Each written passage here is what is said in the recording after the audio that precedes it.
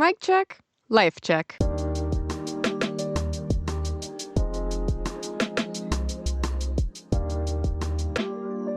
With Haley Jensen. So Utah is back in the spotlight, not from Secret Lives of Mormon Wives, but now Love Island. I did not expect this to be on my 2025 bingo card. We were watching live last night, and the second I heard Salt Lake City, Utah, my head whipped up from my phone, because at this point in time, the girls had walked in and they had done the kissing challenge, and quite honestly, my eyes aren't locked to the screen during these challenges. I'm usually playing Stardew on my phone because, I don't know, I don't necessarily am entertained by watching people shove their tongues into each other's throats. I don't know. Just my hot take on that. Not very much of a hot take. But anyway, looked up, saw what I saw, and my husband and I had the exact same reaction of, oh my gosh, it makes sense. Her filler, botox, botched plastic surgery. Oh my goodness. Now Utah has something that it is known for even more than sodas, dessert shops, Secret Lives of Mormon Wives, swinging. We're just getting better and better all the time, and it's truly something to be a part of it. And it is Tuesday morning, and the memes and the comments and the videos flying around TikTok right now about this girl's face. I'd say poor girl's face, but she did it to herself. So I don't actually have that much sympathy for what she has created for herself. Definitely her own choosing, and quite honestly, where were her parents at age, I think 16 is what I'm hearing, that people have already done their deep dive research into that she looked that exact same way when she was 16, and that she's had whatever surgery, fillers from a very young age, and the fact that she is only 21 at this point. And the funniest thing that I've noticed online is half the people that truly don't understand and get it, that it's all just filler and everything is artificial.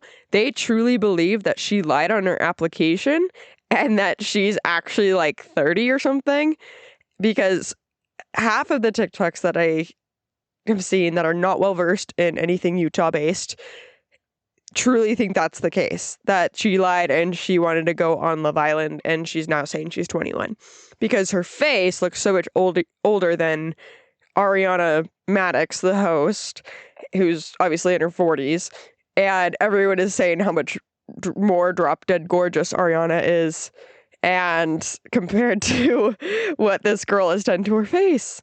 But obviously, if you've done a tiny bit of research after hearing that, seeing that on your screen, or even familiar with Utah at all, that is the sad reality, is that this girl from a very young age has pumped her face in an attempt to have no wrinkles, lines, look more, I guess, mature.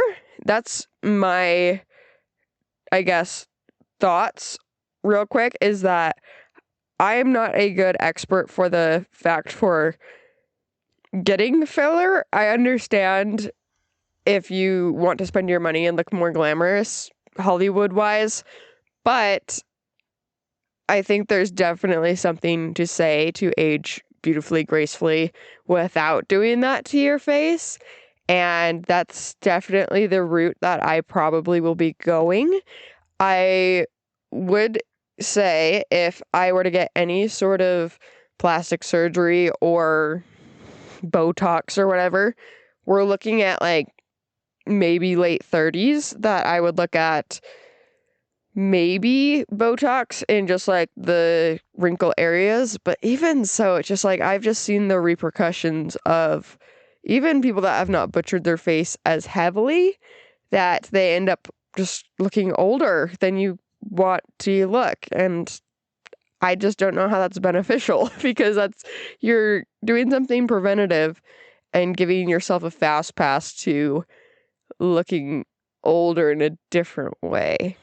But anyway, if I were to do any sort of plastic surgery, that is after I am done having children and maybe a boob job. And when I say boob job, I do not mean like what these Love Island girlies are doing. Oh my gosh, they look painful. Every time a new girl pops up and you see your boobs, every single time I cannot help myself. My poor husband, he hears from the kitchen, from the couch, like whatever I say every time, like, ow, those look like they hurt. And I don't know, apples and oranges or whatever, pun intended. I guess it's the eye is in the beauty of the beholder, the wearer of these titties, because I just don't even think they look good. They look so fake where it's just like, to me, it's like you're waving or mounting a flag on your chest and saying, look, I need these to like myself or feel secure or whatever. And here's the thing. I'm not putting down women and saying that, oh my gosh, they're so pathetic, like blah, blah, blah, blah.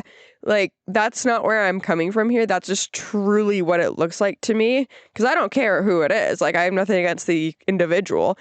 To me, when you choose to do that, it feels like it's an insecurity issue. And, okay, let me try to think from my perspective here. Because I did just say I would consider getting a boob job, but in reality, it's funny how this conversation has come up throughout the years with me and my husband, because he's asked, not that he's asked me to get boobs.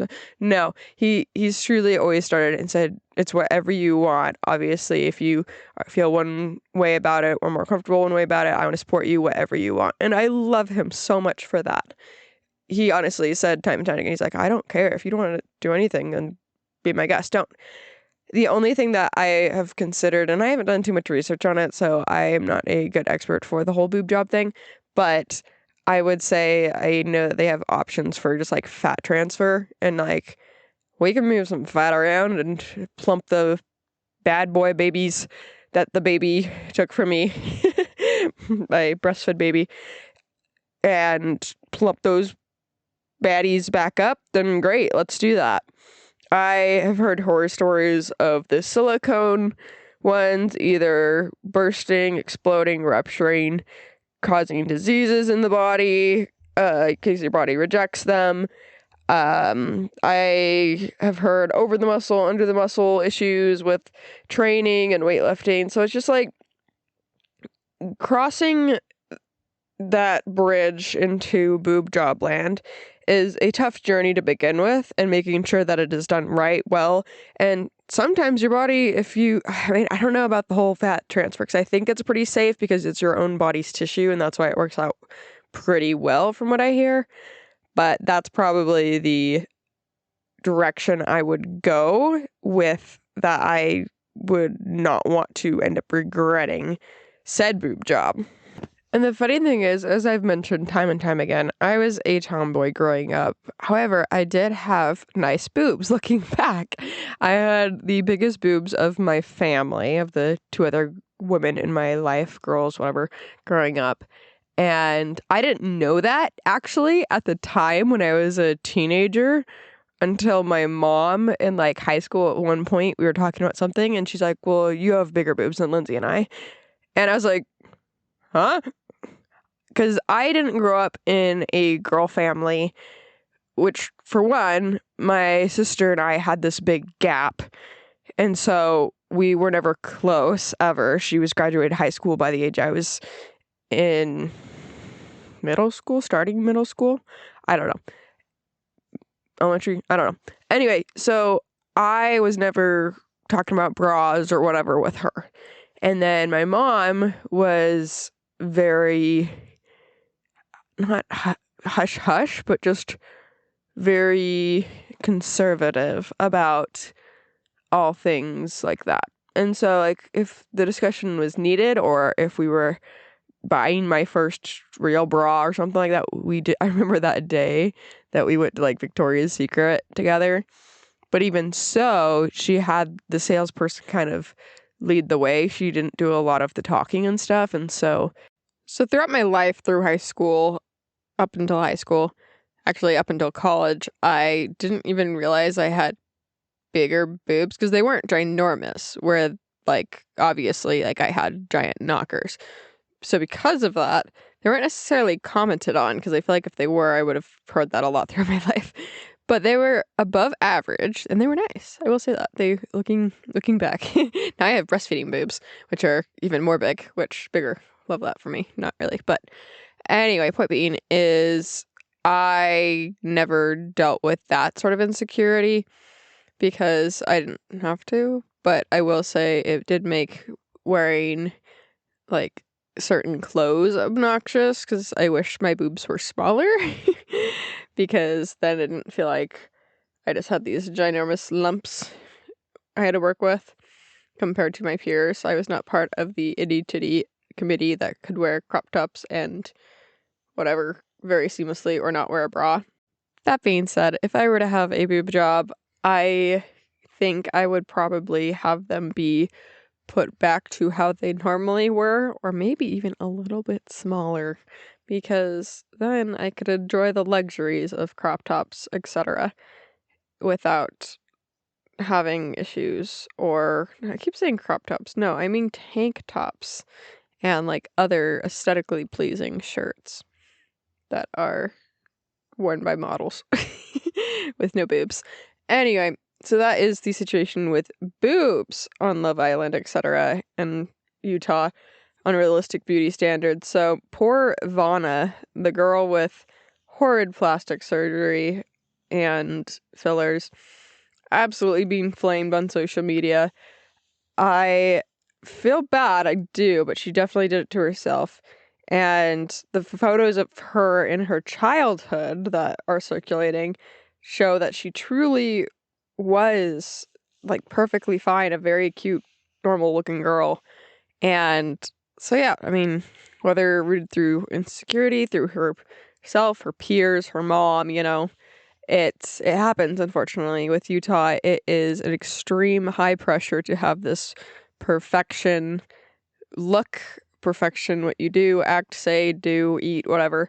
And she is the product of that, unfortunately. And with that being said, not all of us look botched. There is lots of very normal people that live here as well. I would say the masses that do get Botox definitely don't talk about it or do it so slyly enough where it's not super noticeable. Obviously, hers is mostly fillers, and that's why she has the look she does.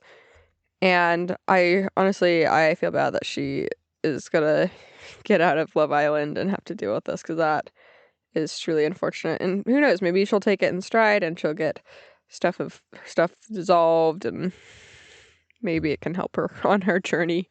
But as for the other bits of Utah perfection in general, outside of just cosmetic, is just having this perfect image in general. So I think that was very funny that when she introduced herself to Ace and she said that she was from Salt Lake and said like, oh, well, this is what we're known for, and gestures towards her plastic boobs. I thought that was funny. But in reality, it's more of she's not, I wouldn't say she's the best representation of Utah in general, so that kind of made me laugh. But back to our original spotlight gals from Utah, aka The Secret Lives of Mormon Wives Women. The funny thing is the majority, if not all of them, have Botox and fillers. And the fact that no one's talking about that, / maybe they are talking about it. I don't know. There's not exactly an exact crossover of fan bases here because they're two different shows, two different networks. But the people that have watched both, I'm surprised that's not being talked about more. Not that the fake Mormon wives, are botched in any way, but just pointing that out from Utah as well. I thought I'd see a lot more parallels of the two. I haven't yet, but maybe I still will. But as for the whole perfection thing, I think that's mentioned throughout the show for that these women have to have this perfect standard and look together. And I mean, that's kind of half the premise of the show, just that they are having to have all their lives together so perfectly, but in reality they're spiraling, oh my gosh, spiraling, or breaking down behind the scenes because of this or that. But regardless, these women will make it through because they have swig pumping through their veins. And funnily enough, the other thing that a lot of people don't know about Utah is swig is not the sole soda shop. Fun fact. For anyone that is listening from Utah, you can skip this part because you're more than aware. But for those that are not, I'll give you the breakdown. There are soda shops on every corner, and it's not just swig. Swig is very, very high mentioned in the show, and I feel like it has to have some sort of sponsorship at this point, even though, yes, it is definitely an addiction naturally, wasn't created specifically for the show or anything. But the other popular ones are Sodalicious, Fizz, Quench, Poppin' Dot, Thirst. There's even more smaller ones I'm sure that I have not been informed or gone to because I don't go to them very often. I would say maybe once or twice a year. That's just my take on it. I drink regular soda out of cans from the grocery store, like most people. Not saying I'm higher or wiser. I just have soda at home. We have McDonald's at home. I have soda at home. And that's all I need. But yeah, definitely a part of the general Utah addiction. And with these soda shops, the original, I know it's not the original, we Googled this before on a different episode, but Swig had the original, not really, they copied somebody, pink cookie, and so then a bunch of other soda shops had their pink cookie or other cookies, and then the cookies spiraled out of control, because then we had, the original was, it wasn't Chip.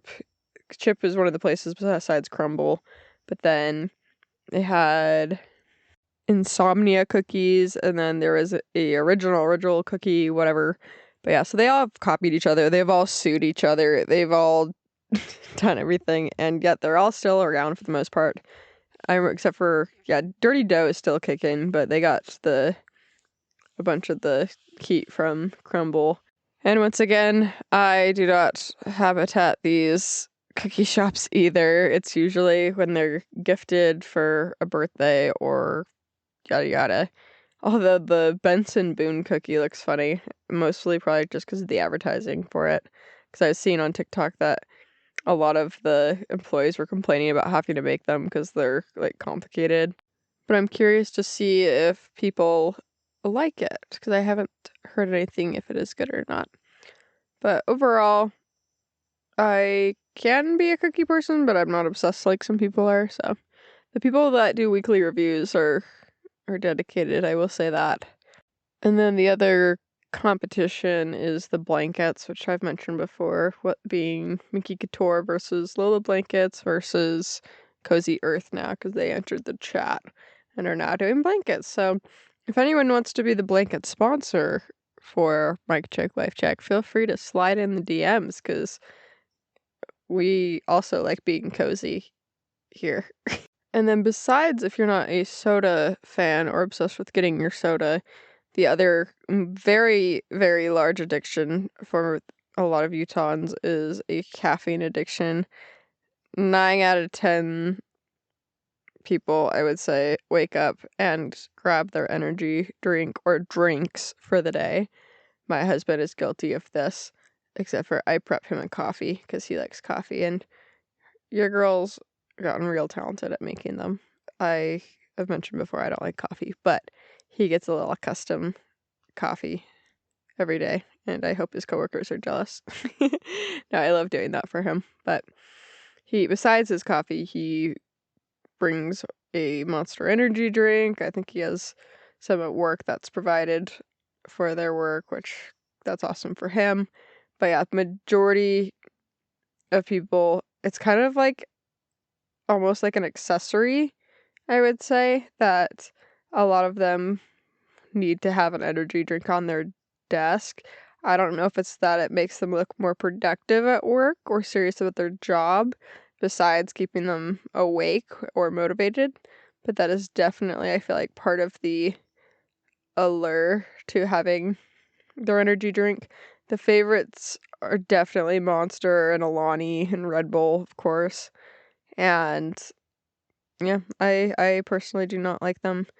They're not even carbonated. I feel like those types of drinks are like supposed to be carbonated, but they're not, which I'm always surprised because every now and then my husband will try like a new flavor and he'll be like, hey, like try it and tell me what you think, which is very funny because we do this every time and I always pull a face after I try it. Like I'll try it to just get the taste of the flavor that they're trying to emulate or whatever, but it makes me laugh because I'm like, I will never not enjoy these. And so that's kind of always funny. That and his coffees. Every now and then he'll get like a new coffee at a new place and he's like, here, try it. I just pull the like nastiest face. Oh, also, it's funny. I actually filmed a little video and I'll hopefully remember to put it on my photo dump. But at one of the gyms that I go to, but in the past, I think that they were trying to sell like their personal energy brand. And so like on some of the TVs, they had promoted their like in-house energy drink or something like that for you to buy at their little shop cafe. And I don't know if no one bought them or if they were just like obligated to advertise Alani's, because now Alani's are on these TVs, and I'm saying like there has to be at least 20 TVs within the whole gym that are constantly flashing these Alani advertisements, and it is so funny because it legitimately feels like you're, as a gym goer, you're being hypnotized to go buy Alani, go drink Alani, and watching it feels hypnotizing just based on the type of graphic display that it does, because it like flashes them in a line, like lined up, and it like fades in, fades out kind of thing. And it's so funny because I was like, am I being like hypnotized right now? It sure feels like it, but I'll have to post it because it's really funny. But so yeah, Alani's a huge one in general, and it was funny because during Secret Lives of Mormon Wives, there was people commenting that Taylor Freaky Paul is holding an Alani in every scene, like most scenes that she is, and that she wasn't even getting paid for it. I think they like blurred it out, and that was just like one of the funniest comments that I saw, that was just saying that Alani should definitely sponsor the girl because she always had one in her hand. But like I said, I think it's partly aesthetic. I think it's partly culture flex of like, oh, I have an Alani, like I'm drinking my Alani. Anyway, so just a little sneak peek into Utah life, gym life, and Alani's.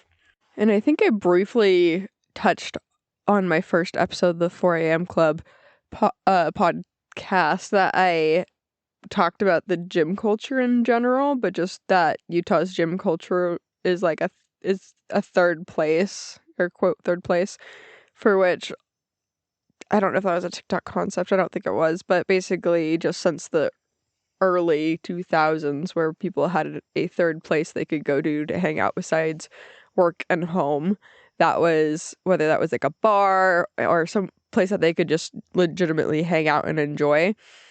The third place for the majority of Utahns, whether that's millennials, older millennials, young Gen Z, old Gen Z, or now up and coming Alpha, Gen Alpha.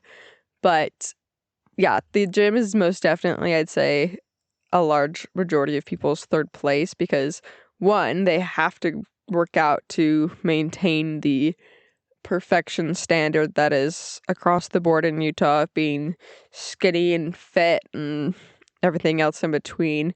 But yeah, so, and then also for the single individuals, the gym being also a primal hunting ground of potential dating and scouting. It truly is, though. I've seen over the years, actually, I've seen people comment on Utah gym attendees or attending, and that it just feels like so weird for one, and I've witnessed this thousands of times myself, but you get girls just dolled up head to toe, curled hair, makeup, with these perfect gym fits on. Don't get me wrong, they look great, but they're not really there to work out all that much. They're there to see if they can get guys' attention or yeah, that's really about it. Maybe get a date. But I remember one time when I was recently postpartum and I was at the gym, and during these gym sessions, I had drug myself there to just try to get back on the horse pretty much and get some of the baby weight off. And I would just go to the gym and walk on a treadmill for 45 minutes and then go home, which is very different than what I do normally. But it was just kind of the best I could do. And it worked and it was good. But I remember one time I went to one of the Vassas, which that's of the main two very cliquey chain gyms, which would be Vasa and then EOS Fitness, but then all the swinger gyms that you hear about for mom talk or just word of mouth, that would be Draper, Treehouse, and then I don't know if it's South Jordan, there's like a Lifetime, which both of those have been associated with swinging, that couples can go there to, I guess, meet other couples and swing and have fun times on such playgrounds. But that is very much part of also the gym infatuation of dating or romantically otherwise, other than working out. But for my own experiences in the gyms that I have attended over the years, which all have been Vasa, shout out Vasa, I am a homie if you want to sponsor the podcast. But anyway, my experiences with Vasa. So when I was single and in college, funnily enough, I've only been approached one time at the gym, and that was actually like a couple months ago, and it wasn't even in like a romantic way. I'll tell the story in a second, but basically when I was in college though, I obviously had every opportunity to be approached or for dating or whatever, and who knows, maybe I'm ugly, but I never was. I would say for the few times that I was there by myself, but some of the times I was there is with my brother, who I'm sure could have come off looking like my boyfriend or something. So that makes sense for why I wasn't approached at that time. But I think I'm also very intimidating when I work out because, like, I don't know, I just have a ponytail and I'm not dolled up with my hair down and curled. So I I think it's kind of like a deer, a wounded deer, or one that's away from the pack for these girls that want to get that sort of attention versus those that are locked in, which was me, and working out. So that, or maybe I was just really sweaty or something. I don't know, but wasn't really a problem for me because I was dating very frequently. But I just thought that was funny back then. But anyway, so then for my husband, oh my gosh, he has phenomenal stories. And all of them being under the time of him being married to me. And I'd say the last like 2-3 years or so, he has been hit on or approached or talked to probably 5 or 6 times, which is insane. I will say though, the preventative measure of him wearing a silicone wedding ring, I don't think he either was wearing during these times or he had forgotten or something. But basically, I'll give you the summaries of the stories.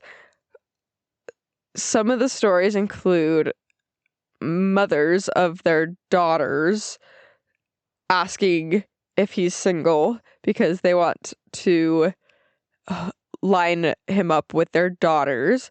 And one of them was super funny because there's like a high fitness class apparently when he was like lifting weights and had got out, and so this woman had come up to him and said, "Oh my gosh, you're so cute, blah blah blah blah, like, are you single?"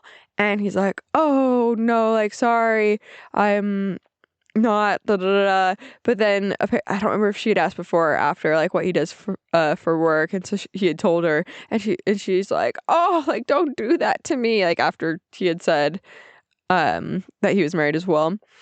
And so he's just like, "Sorry," like, and so that, but then she kept talking about her daughter and saying like, "Oh, she's so cute, you'd be so perfect." I remember him telling me this because he's like, "Okay, cool. It doesn't change that I'm still married and not really interested."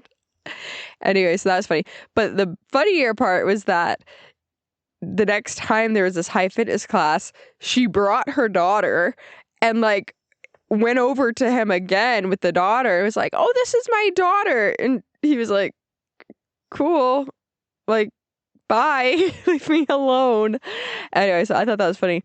There's even more stories that I can't even remember, but I'm trying to think. There is another one where I think it was just like another mom with her husband and like came over to him and was like, are you married? Like, you're so cute for my daughter. So he gets a lot of I guess, potential setting up of marriages, I guess. What is it called? Arranged marriages in his favor. But then also the times that there's been girls, like, I think he said that they're either like high school or like early college that came up to him and said, hey, I was wondering if I could get your Snapchat. And he said, I'm married with a kid. Like, oh, sorry, haha. Like, so the stories are insane. So yeah, just not your typical gym experience, I'd say, outside of Utah. I don't know. I wouldn't know. Correct me if I'm wrong. Feel free to DM me about what the intricacies of gym life is near you, because, I'd like to know. It sounds interesting. But yeah, so besides the lack of alcohol and normal living standards and lifestyle, we have gym problems. But once again, it goes hand in hand with the whole boob job thing, right? Because a lot of these girls want to be looking hot, capital hot, in their gym attire. And there's so many different gym athletic wear brands out of Utah as well. I would say upwards of like probably 5 or 10 like bigger ones. There's Set Active or Acta and Bucked Up, and obviously Lululemon, that's not Utah based. But just all these like Define shorts and everything in between. I got some scrunch shorts a while back from AliExpress, and so they're without the logo, but I think they're the exact same as the Define, and which I don't mind. Like, I'm fine logoless, and they definitely scrunch your butt. That's all I will say. They look very bootylicious, which sometimes, depending on the day, if I'm like not looking for any attention, like I'm like, don't look at me, I'm bloated in my luteal phase kind of mentality, I definitely won't wear them because I'm just not in the mood. I just want people to leave me alone and let me work out in peace, kind of thing. When I say people, I mean guys. Like, I don't need to worry about them just staring at my butt the whole time. But, to each their own. Which the follow-up question, of course, is, well, then why do you wear them? Obviously, you want the attention. Honestly, I had heard good things about they were very spandexy and like tight, and that I was looking for a type of biker short that wasn't going to roll up my leg, which is ironic because I feel like they kind of do anyway. But I just thought I would give them a try. So I have a couple scrunchy butt options in my wardrobe that every now and then I will wear, yes. But intended. I usually prefer more like flowy shorts, to be honest, but it just depends on the day. Utah's weather is crazy right now. It is hot and cold depending on the day. Like, some mornings it will be still a little colder, especially if the sun's not out. And so I definitely like will still wear a sweatshirt into the gym, but then it's like pretty toasty when I come out, even though it's like still morning without the sun. It's kind of confusing, but yeah. And then on top of all the workout wear and clothing, there is the water bottles. I feel like I've definitely mentioned these before, but basically the hydro jugs, the hydro flasks, the Stanleys, my choice of casual drink water bottle, blender bottle. It's just super easy for me, and sometimes I'll use the blender part for protein and stuff.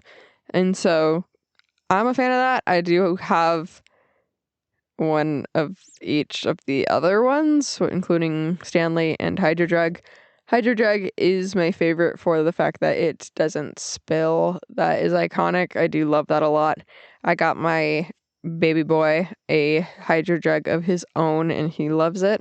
So Hydro Jug, feel free to sponsor the pod because we are fans over here. But overall, if you're going to get one and you want an insulated one, I would suggest the Hydro Jug.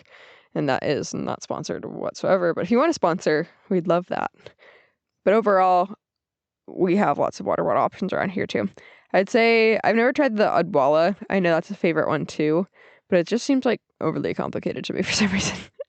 I don't know. I haven't tried it. Maybe we have some Odwalla stands listening, and if that's the case, maybe you can explain it to me, or if you suggest them, let me know.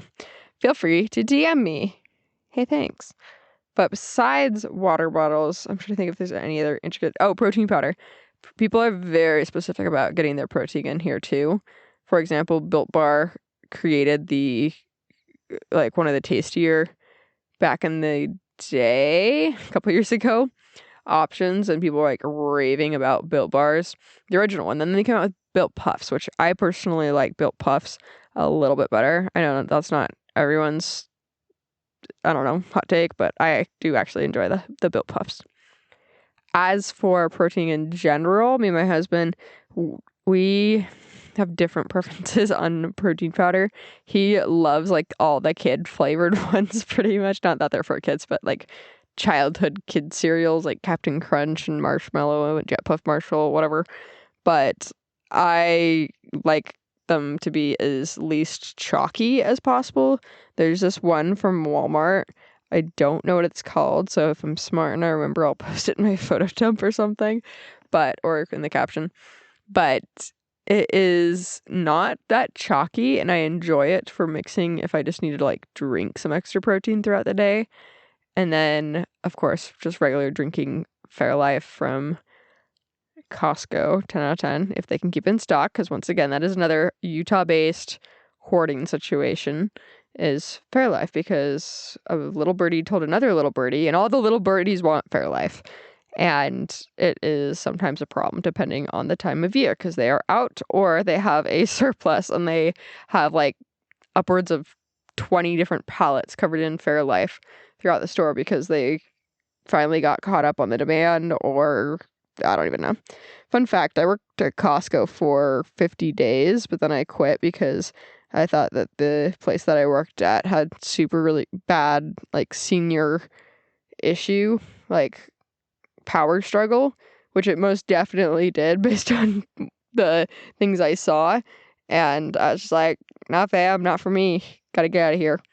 But yeah, basically the 5-second splurge I have for Costco, because people always said the same thing to me that they always say when I tell them that I worked at Costco. They say, and this is the same thing I had heard before I worked at Costco, oh my gosh, I thought that was such a good career job. Yeah, like I heard that it's really good and like you can work there forever instead of having to go to college. Blah, blah, blah. Keep in mind, I was married at this point, and I was out of college that I had worked this job. But the allure for Costco is that they have good insurance, supposedly. I wouldn't know because I wasn't using it and I didn't get the insurance because I only worked there for 50 days. And so anyway, that's the allure there. And then that they have a fixed pace rate or whatever. I believe when I was there, it was like initially like $17.50, and then on Sundays you got paid time and a half or something. But then I think I don't know how it is. It might be like 22 or something starting now, depending on the position. But I remember only if you were like a cashier, you got an extra $1. And then, yeah, I don't remember. I'm sure it's a lot different now. But the thing I especially didn't like about the pay structure was that apparently it was very much drink the Kool-Aid mindset, because how it was explained to me by the hiring people, they're like, oh yeah, so the great thing about Costco is that the pay is based on how much you work. You automatically get a raise based on how much you work, and when you hit however many hours, you get like a 30-cent rate, and it pretty much chalks out, I think, to like once a year you get a like 30 or 50-cent raise or something. I don't know. It was kind of dumb, but in their brains, it's like, well, the more you work, the quicker you'll get that. And I'm like, so you want some very much overworked, like, and employees rather than just paying them for their hard work over time. Like, yeah, I don't know. Not a fan of it. And like I said, the one that I worked at specifically had a huge seniority power struggle. So that basically anyone with seniority over you, they acted like that you should listen to them no matter what, even if they were a-holes about it.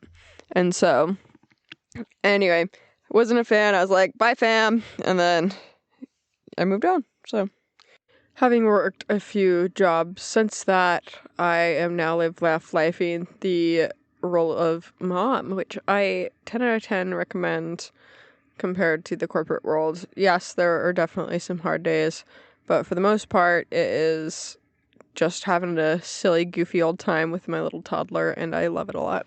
However, something that no one ever, I guess, made very clear to me for how much math goes into creating a schedule for these tiny little humans. I'm specifically referring to eating, sleeping, playing. There's even math for playing.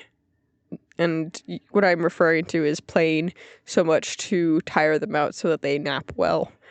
That's a whole thing. That could be its own podcast, but it's been our struggle for right now. He is very good at sleeping and he's a very happy baby. However, his naps are very short. We recently switched him from 2 naps to 1. And so now he only has 1 nap a day.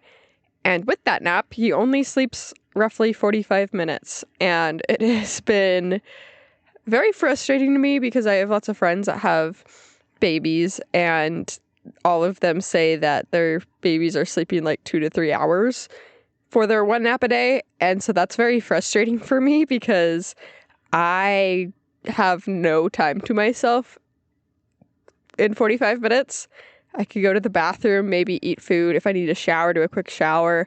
Like, it's kind of rough. And I have tried many things. I've tried the blackout curtains. I've tried this magnesium rub that goes on his feet to help him be sleepy, I guess. I have tried different types of white noise, brown noise. Anyway, we're just going with it right now. Apparently, he's like near the 15th month milestone, and so there can be a 15-month sleep regression. I quite frankly think that has nothing to do with it, to be honest. He's just a very light sleeper when it comes to his daily sleeping. Like, he's a rock star overnight. He never wakes up. We've never had an issue since pretty much the day since he's been born. He's been a very good overnight sleeper, but yeah, we're just working with it.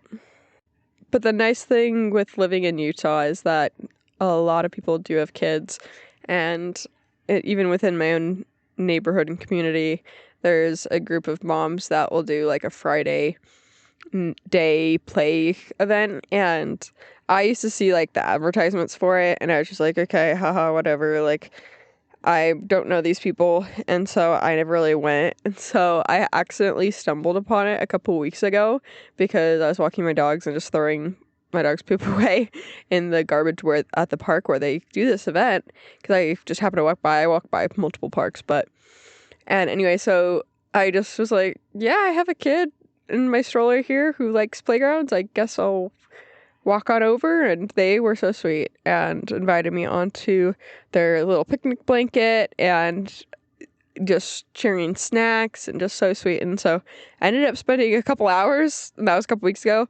And anyway, I just got back. I recorded this podcast throughout a couple days. Spoiler alert. But so today's Friday, and got back from that, and that was so fun.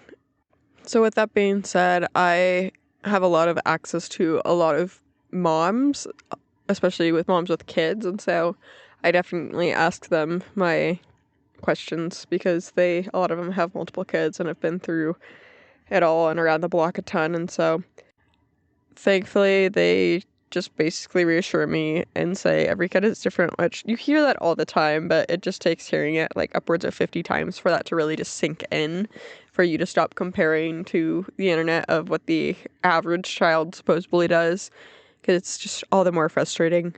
However, I will say one of the moms was telling me that her son dropped his nap completely before the age of 2, which I would not be surprised if my kid did that based on the way things are going.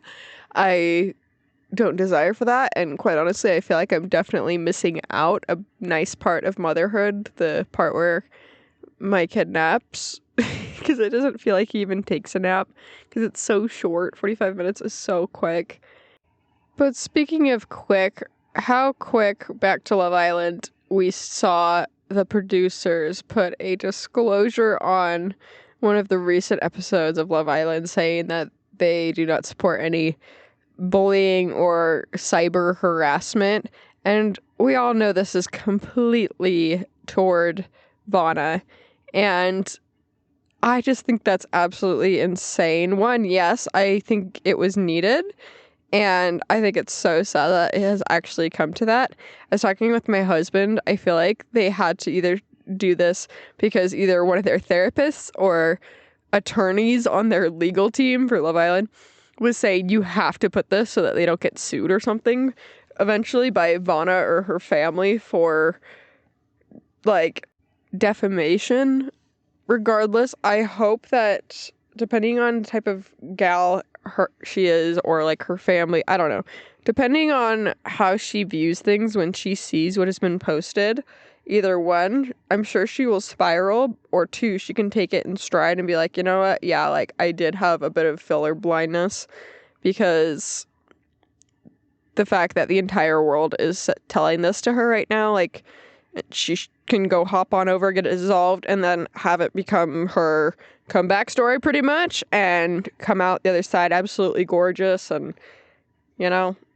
So because this week took a little bit longer to get this podcast recorded, we are now on Friday, the 27th of June, and that means I've watched a lot of Love Island up to tonight's episode, which apparently, according to my husband, we're not watching tonight, and we will watch it tomorrow during Saturday afternoon, because After Sun sucks, and we need something for Saturday afternoon. Normally, I would argue, but it's because he likes gaming on Friday nights and Saturday nights, but during the Saturday, we need more something to watch or do when it's really hot, because it's really hot in Utah right now.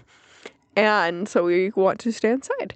But it has been a roller coaster of emotions and fan theories and couplings and not so couplings. So before I begin, I will just do the disclosure. If you are not caught up, I will spoil things.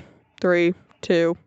All right. So before yesterday night's episode, the last thing we saw was Olandra and Nick get booted from Casa Amor and Original Villa, or whatever they call it, OG Villa. But the shocking bits was that Olandria pulls up as Nick's walking out all dramatically with her suitcase, or his suitcase, and says, "Come on, Nick, get in the car." Like, it's a getaway mission. But yeah, so then they end up going on a date, which, finally, some good drama for once. Because, of course, they get a text and the producers say, either you can stay single and go home, or couple up and go back to the villa. Well, duh. Who's gonna pick, oh yeah, bye? No, they want more screen time. They want more of the experience. They don't want to leave their friends. I'm sure they're having a good time. Usually. But yeah, so obviously they're gonna couple up. Even if the feelings weren't there, duh, they're gonna couple up. Okay, and here's the kicker. Because everyone watching, including my husband and myself, are like, yeah, duh, they're gonna couple up just to get back in the villa. However, the twist comes because Nick basically opens up a little bit and says, like, well, I'd be lying if I didn't want to kind of investigate this further, because we never really had the chance. And then they're kind of chatting and making it known that, yeah, like, whenever they kissed for challenges, it was a little spicy, blah, blah, blah, blah. But they were in their individual couples. So that adds a little bit of a sexual tension, which we love. So then, the next thing we see, so then they eventually surprise the villa and are back in the games pretty much. But this is right before the have their, I don't remember, separate games with the Castle and Moore versus the Villa, basically, Kiss Challenge. And so that in itself is funny because Olandria has to watch all of her girls as guys make out with these new girls, and so she's kind of in enemy territory a bit. But the crazy thing is, now that they're coupled up, Taylor, her counterpart, the male, is now seeing that she is coupled up with Nick, and as well as the fact that Olandria can see that Taylor is coupled up with whatever the girl's name is. But anyway, is that it puts him in a predicament because I don't know what the entire fine print rules are for the whole couple up situation. As an audience, we don't really get to see that. I know they have to sleep in the same bed. I don't know outside of that what the rules are, but I mean, they can go around and kiss whoever they want. So in theory, none of them have to take being coupled up so seriously until it comes to the judgment day of coupling up, picking time, and booting off the island. But so in reality, it technically wouldn't be an issue, but the fact that Olandria and Nick have kind of expressed that they wouldn't mind to investigate their feelings further. Anyway, so then they share a spicy little moment, has everyone kicking their feet, not to mention Nick himself kicking his feet, which was the cutest little happy schoolboy moment that we all were just a little bit gushing with as well. But overall, so cute. I am actually rooting for them now. And I've seen so many TikToks as well, just saying meet your Love Island winners. And I'm very intrigued because initially I just thought Olandria was just giving it the time of day. But based on all these little clips from the past now that I'm seeing that are popping up, she seems to be a lot more invested than meets the eye. For example, during the wood chopping game, I don't remember, there's the challenge where there's just a bunch of games. But anyway, so there was the challenge where Nick and Olandria go into behind the cabin or something. And with each of the couples, even if they weren't actually coupled up or whatever, or if they didn't like each other, they could go back behind this cabin and close the door and do whatever they want. If they wanted to make out, great. If they didn't want to make out, then so be it. And so, as a viewer, we could watch it all happen and go down. But this one clip of Olandria and Nick kissing is so passionate. And all the comments... This was weeks before, but all the comments on TikToks are oh my gosh, this is straight out of a movie, how passionate. And one of the comments that I really liked, especially that I agreed with, was that Nick is kind of this perfect match for Olandria, the way that he grabs her and kisses her, because Olandria is a very secure, powerful woman, and she doesn't let anyone boss her around. She is the main character. And the fact that Nick respects that, honors it, but also allows her to be a little bit more feminine in his arms, I thought that was just chef's kiss. It was a very well-written stance for the situation. And I honestly think that's why they stand a chance, is because it's different, it's unexpected, it's these underlying feelings. And quite honestly, I hated watching Olandria with Taylor. I get that he's goofy, but they also have a mental connection, or so that's what Olandria would always say, is that they have a very good mental conversation and yada yada yada. I don't know. Anyway, I've never seen that from Taylor. I think he's happy to be there, kind of like Austin. And even more so in the fact that, I mean, keep in mind what I'm about to say, Nick is also guilty of this, being bossed around by 5-foot Ace. There's been so many memes. Oh my gosh, I'm dying. But my favorite is the Mean Girls copycat. So they reference Regina George as Ace, and then Nick and Taylor are his little minions. But it's funny because there was a podcast of Hannah who got booted out, that she was saying that that's basically how it was when the cameras were off too, that Ace was just bossing everybody around. And so I think that's so funny, but I can't wait to see more and more of the podcast episodes with the truths come out, but there's this whole theory as well that there's going to be another twist with this Love Island, which I fully believe it's going to happen based on the fact that they already brought Landria and Nick back, because there's this theory that a bunch of the original people that got booted will come back, and which is not heard of before for Love Island, so that's gonna be a little bit bizarre. But the reason why is just because there's been people like Jeremiah, and I believe Hannah as well. I'm not sure. I know Jeremiah for sure because I saw a TikTok just saying that he doesn't have his phone back yet, but he did do a interview with the Vile Files, and so I'm assuming that means that he'll be back, but he was approved to do that interview, I guess. I don't know. But I don't know. I think it's unfair for certain people to not get called back if they will bring back certain people. For example, once again, Jalen, he is doing so well on the outside. He has millions of followers now and just a sweet little teddy bear guy. And the freaking Love Island producers are just punching the wall right now because of the fact that he's now one of the top favorites, and they sent him home. He has his phone back. Like, they fully sent him home. And so, I don't know. Maybe we'll get lucky and he'll be able to come on back, but I doubt it. We'll see. But overall, I am definitely here for the commotion of Nick and Alandra. I hope that they do fall in love, and I do feel bad for, is it Sierra? I always forget everyone's names. That's Nick's original couple, like, because she definitely was invested in the relationship, as well as that she had made the comment that Nick has been in a open relationship before, and like early in the season with the whole Bella, and because she was stuck in that love triangle with her and Nick, and that she had made the comment that he had told her that he's been in an open relationship before. And so she made the joke just saying that, like, maybe that's why he was so comfortable with that, the love triangle, because it was familiar to him.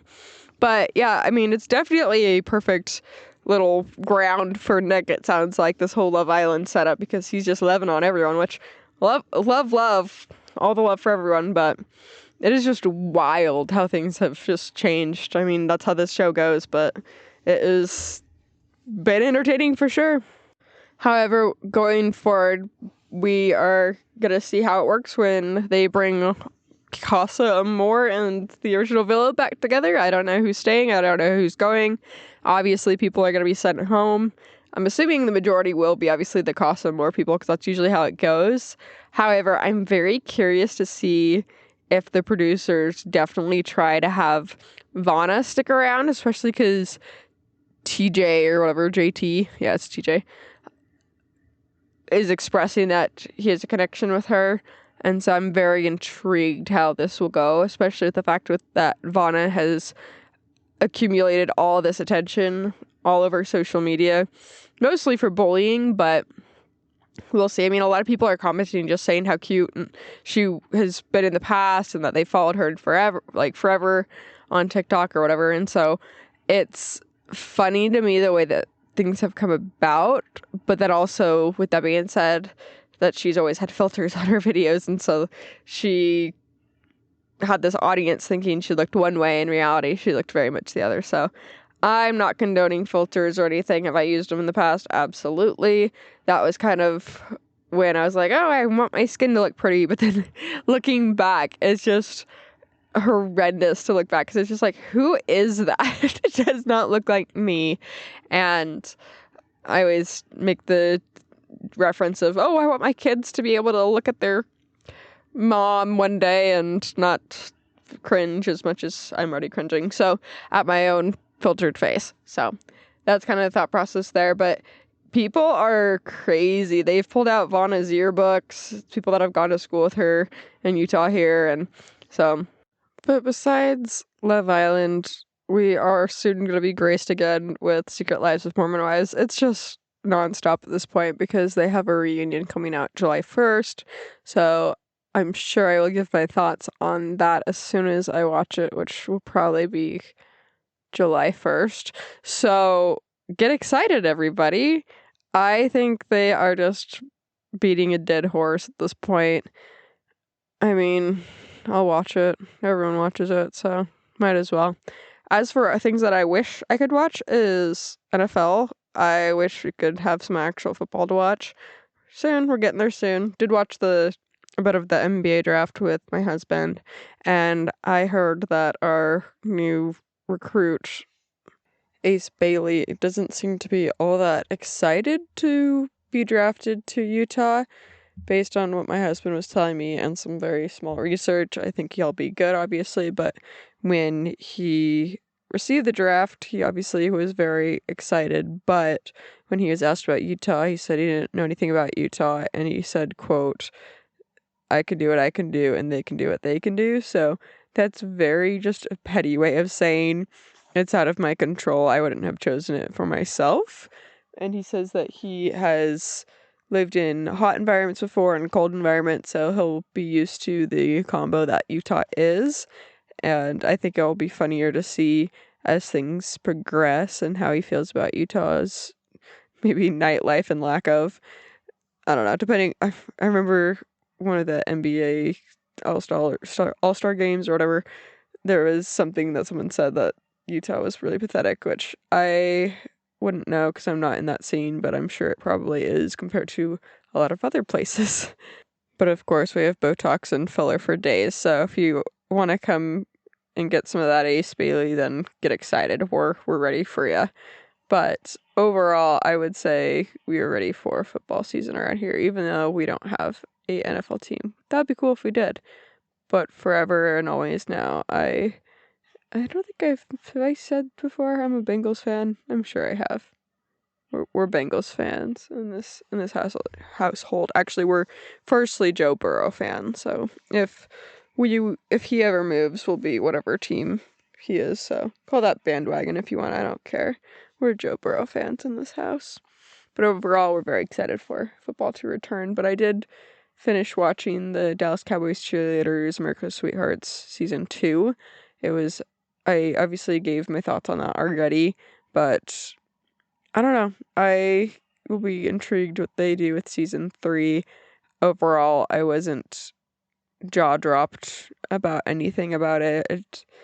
Honestly, I feel like they do so many precautions to protect their bum pretty much for not getting hate or bad representation for the team, and I'm understanding for mental health. It just felt like a overload of like mental health accommodations, and so it's just funny having seen the previous show of Making the Team where that was thrown out the window. There was not a care in the world for the mental health. They were just bullying the ladies themselves pretty much about the way they looked, if they gained weight, etc. And so it's just been funny to watch. But I guess from a perspective for someone that has not seen it, I'm sure maybe it was a little bit more endearing and more heartfelt. But happy for them to have gotten their pay raise because they did fight for that. So good on them for that. I even mentioned to my husband, I'm like, oh, I wouldn't mind going to a game. Like now having seen the back story for the Dallas Cowboys cheerleaders and kind of like how things go when it comes to auditions and rehearsals, etc. But he laughed. He's just like, do you have any idea how expensive those games are? And I'm like, I mean, you just told me pretty much. So maybe a preseason game. I don't know. But that, or I will just bootleg watch a stream somewhere. And the funny thing is, obviously I'd watch the actual football, but I wouldn't mind watching the cheerleaders too. Like I did cheer and dance growing up. So that's why I wouldn't mind going to see an actual game. But for now, I will settle for TV, reality TV, and living in Utah. That's really it for today. Thank you so much for listening. For all of my sponsors, the door is wide open. If you would like to sponsor the pod, feel free to email, DM. We have lots of Utah-based companies, so I'd love to see them so I can help promote and share with my international listeners. I hope y'all have a great rest of your weekend. Happy Friday. Hope things go well and enjoy all your trash TV and hopefully get out, get working out, go to your local gym, go work out, don't flirt. You know, the usual. But besides that, have a great rest of your day and we'll talk to you next time.